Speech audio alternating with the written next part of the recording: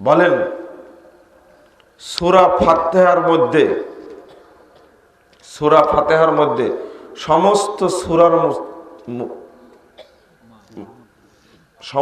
সূরার মধ্যে সবচেয়ে গুরুত্বপূর্ণ সূরাটা কি? সূরা ফাতিহা, তাই না?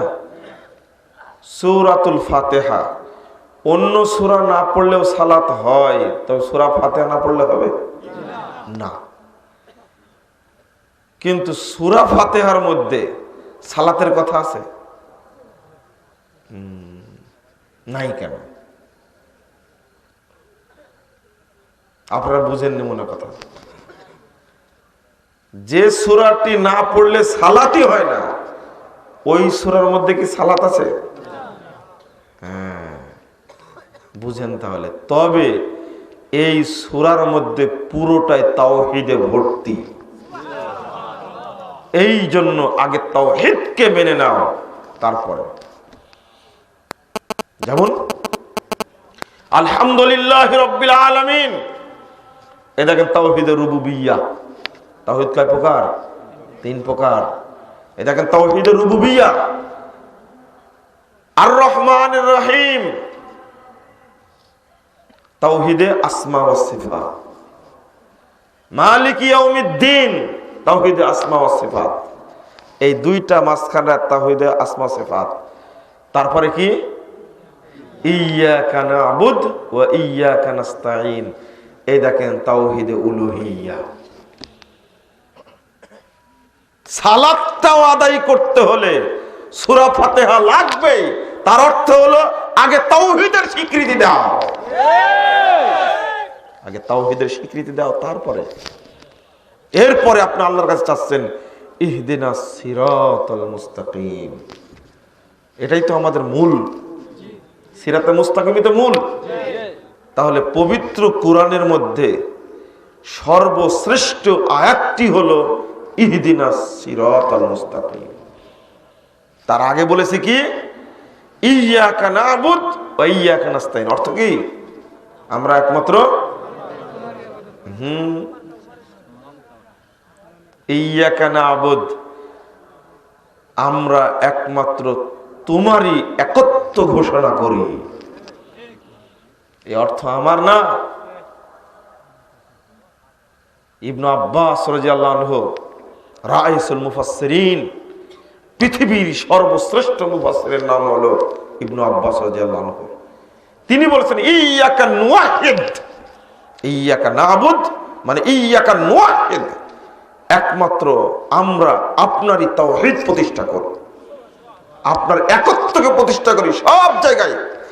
রাজনৈতিক জীবনে, অর্থনৈতিক জীবনে, সামাজিক জীবনে, পারিবারিক জীবনে, ধর্মীয় জীবনে, বৈষয়িক জীবনে, সালাতে, সিয়ামে, হজ্জে, যাকাতে, কৃষিকাজে, ডাক্তারিতে, ইঞ্জিনিয়ারিং কাজে, যত কাজ আছে সব জায়গাতে আপনার একত্ব প্রতিষ্ঠা করো। ইয়্যাকা নাস্তাঈন, একমাত্র আপনার কাছেই সাহায্য চাই। এই দেখেন তাওহীদে উলুহিয়্যাহ স্পষ্ট। এটা হলো পুরো তাওহীদে ভর্তি। আগে এটা স্বীকার করার পরে তারপরে ইবাদত কবুল হবে, নইলে কবুল হবে না। তাওহীদই নাই। ও হুজুরেরা, খুব তো ইন্টারনেটে আর মঞ্চে বসে মিথ্যা কথা বলে ছড়ায় বক্তব্য দাও, আজীবন সালাত আদায় করছো, সূরা ফাতিহা ইমামের পিছনে পড়ো না, তোমার সালাত হয় না, হয় না, তোমার সালাত হয় না। তুমি মঞ্চে বক্তব্য দাও, মিথ্যা কথা বলে কি করবা? তোমার বয়স যদি 200 বছরও হয়, আর 200 বছর যদি সালাত আদায় করে, সালাত মূলত ফরজ যেটা সেটাই, সুন্নাত সালাত হলো অতিরিক্ত সালাত, নাকি? জহরের পূর্বে, পরে, মাগরিবের পরে, এশার পরে, ফজরের আগে যে সুন্নাতগুলো পড়া হয়, এইগুলোই কি মূল না ফরজটাই মূল? আরে হাদিস দ্বারা প্রমাণিত কথা, যদি কিয়ামতের দিন ফরজে শর্ট পড়ে তো আল্লাহ সুন্নাত দ্বারা পূরণ করবে। শর্ট না পড়লে ওটা দরকার আছে? তুমি আজ থেকে নিয়ে 60 বছর যাবত ইমামের পিছনে সালাত আদায় করছে, সূরা ফাতিহা পড়ো না, তোমার 60 বছরের কোনো সালাতই কবুল হয়নি, হয়নি কবুল। তুমি যতই গলাবাজি করো না কেন, সূরা ফাতিহা যেহেতু পড়নি সালাত হয়নি।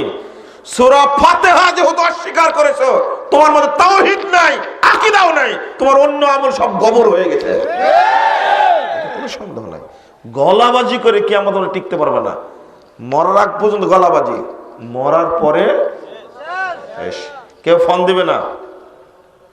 ব্যাকুপ কোথাকায় মাথায় টুপি দিয়ে আর মুখে দাড়ি রেখে আলখেল্লা পরে থানায় যাও রিপোর্ট দেওয়ার জন্য, যারা জঙ্গি আসছে এদেরকে বক্তব্য দিতে দেওয়া হবে না। তোমার লজ্জা শরম মনে হয়?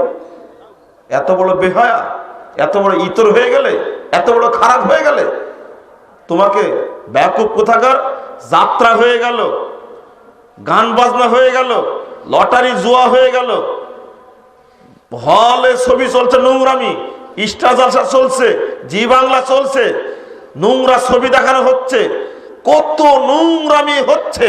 পহেলা বৈশাখের নষ্টামি, 31 টাইম ভণ্ডামি, অনুরূপ ভাবে পহেলা ফাল্গুনের বদমাশি, অনুরূপ ভাবে 14ই ফেব্রুয়ারি বেশ্যা দিবসের বদমাশি, সব চলছে তোমার চোখের ডুগায়। কোনদিন থানায় তার বিরুদ্ধে গেলে না, জাল সাবদ্ধ করার জন্য টুপি মাথায় যাও থানায়। তোমার মতো বেহায়া, তোমার মতো নোংরা, তোমার মতো জঘন্য, তোমার মতো খারাপ, তোমার মতো ইতর, তোমার মতো ছোট লোক, তোমার মতো বেন্না, তোমার মতো জানোয়ার কে হতে পারে?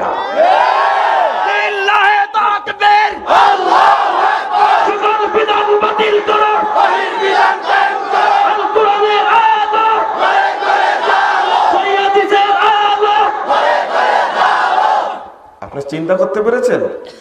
এই স্বভাব আমাদের মধ্যে নাই। আমরা এই বক্তব্যের সাথে মুনাফিকি করতে পারি না কোনদিন। কত গাল গল্প গালি গালাজ করে যাচ্ছে, কোনদিন থানায় দেখতে পেয়েছেন আমাদেরকে? ওই নোংরামি আর নষ্টামি করার সময় আমাদের আছে? বন্ধুরা আমার, একটু খেয়াল করুন। আর একটা হাদিস বলছি, 7372 নম্বর হাদিস, সহিহ বুখারীর মধ্যে এসেছে। রাসূল সাল্লাল্লাহু আলাইহি সাল্লাম যখন মুয়াজকে পাঠাচ্ছিলেন, ইয়ামানে পাঠাচ্ছেন যখন, তখন আল্লাহ রাসূল মুয়াজকে বলছেন, ইন্নাকা তাকদামু আলা কওমিন মিন আহলিল কিতাব, ও মুয়াজ, তুমি কিন্তু আহলে কিতাবদের, ইহুদি খ্রিস্টানদের দেশে যাচ্ছ। ফাআওয়ালু আন তাকুনা তাদউহুম, তুমি তাদেরকে প্রথম দাওয়াত দিবে আইওয়াহিদুল্লাহ তাআলা, তারা যেন আল্লাহর তাওহীদকে মেনে নেয়। প্রথম কথা কি?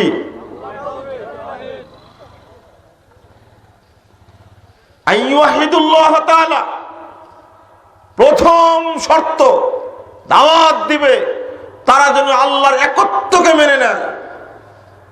ফাইদা আরাফু যালিক আই আজাবু যালিক, তাওহীদকে যদি মেনে নেয়,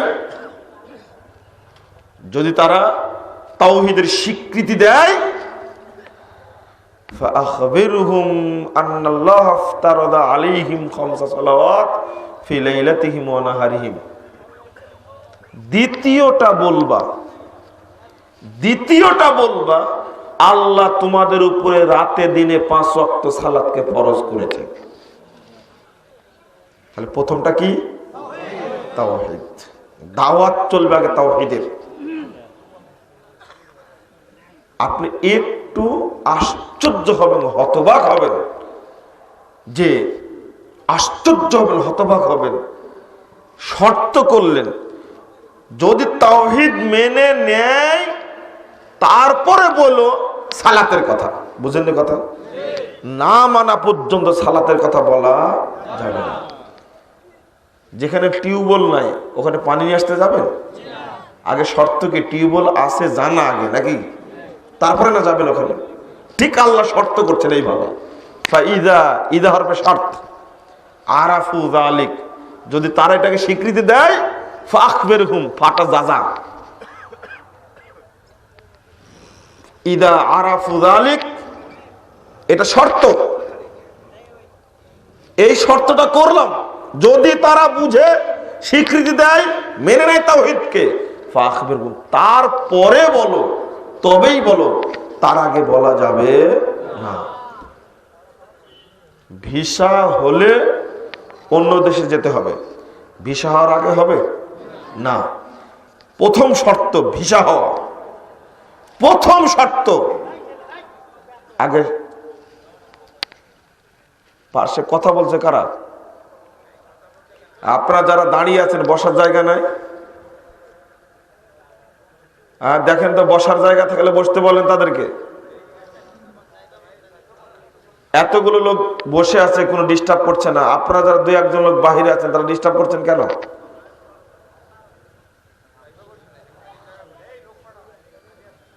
আপনারা কর্তৃপক্ষের লোক আছেন না এখানে? একটু শান্তভাবে শুনেন, আমি আলোচনাকে গুটিয়ে নিই। আমি একদিন 2012 সাল ঢাকা বিমানবন্দর থেকে এক অতিথিকে রিসিভ করে নিয়ে যাচ্ছিলাম রাজশাহীর দিকে। যাওয়ার পথে গাড়িতে বসা অবস্থায় একটা গাড়ির সামনে লেখা আছে আল্লাহ, তারপরে লেখা আছে মোহাম্মদ, দুই পাশে দুইটা। তখন আমাকে জিজ্ঞেস, শাহজা, আমি জিজ্ঞেস, এটা কি, এটা কি, এটা লেখা কেন? আল্লাহ মোহাম্মদ, এটা লেখা কেন? আমি বললাম যে এটা বেদাতিরা লেগে থাকে, এরা বুঝে না। তখন আমাকে বলছেন যে তাহলে তোমরা মসজিদ তৈরি করেছো কেন? কোন প্রশ্নের সাথে কোন প্রশ্নের সম্পর্ক খেয়াল করেছেন কি? কোন প্রশ্নের সাথে? তোমরা এটা খুলে নিতে পারবা? এইটা কেন লাগাও তোমরা এখানে? হ্যাঁ, ওরাই পারবে, ওরাই পারবে।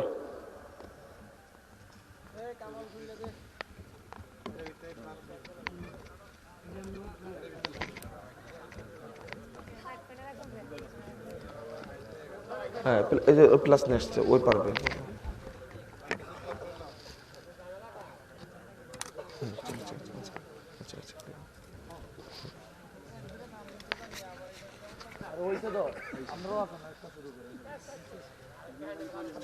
আচ্ছা, তো যাওয়ার সময় আমি